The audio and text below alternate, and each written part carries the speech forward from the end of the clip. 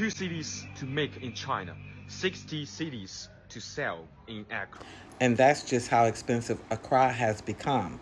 That even a Chinaman who knows what it costs for him to manufacture a particular item is shocked that what he knew was manufactured and priced at 6 CDs is now 60 CDs in Accra. I don't live in Accra. Accra is the major city. It's choked, and too many things are being sold in dollars. And plus, I'm a person that likes to be close to green. So much stuff is coming up that it's losing a lot of its life, its green life, and I need to be next to nature.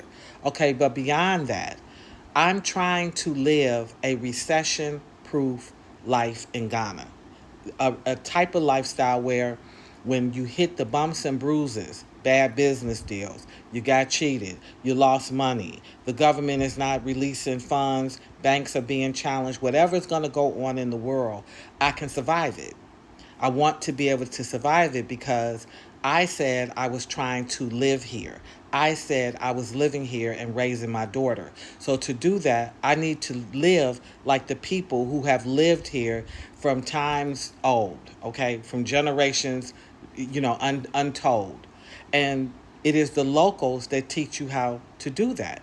So when I want tilapia Banku pepper sauce, if I'm in Pone, KPONE, my hometown, my town here in Ghana. I call it my hometown, okay?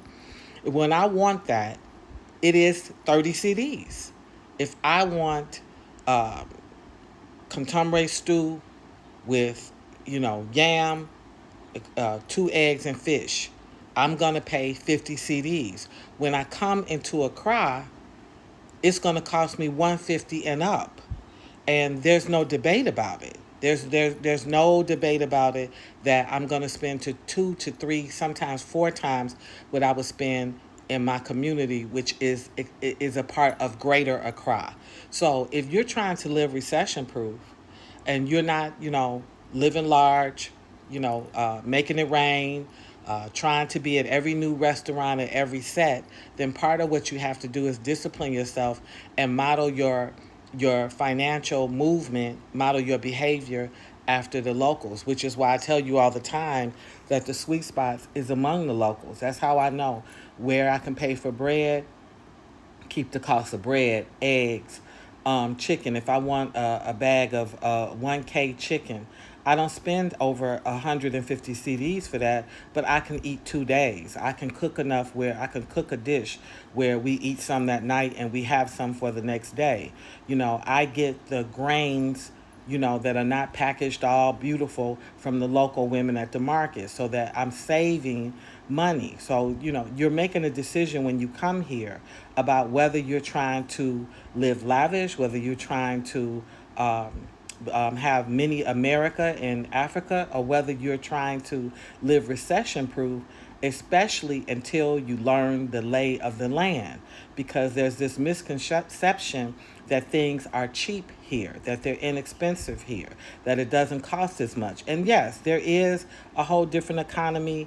And yes, there's a lot of things that you can get for a lot less. But I can tell you that if you spending, and the money's not coming in, it goes fast. There's a lot of people that have left after they, ran through 30, 40, 50, 60,000 US dollars. And I know many of them personally. And they weren't doing anything necessarily radical. They just was hanging around Accra. Everything was a cry. Every event they have to be at, they're spending money on things that really, when you think about the math, you maybe shouldn't do it. And then when you think about your lifestyle and your needs, you really shouldn't do it. So that's what I'm gonna say.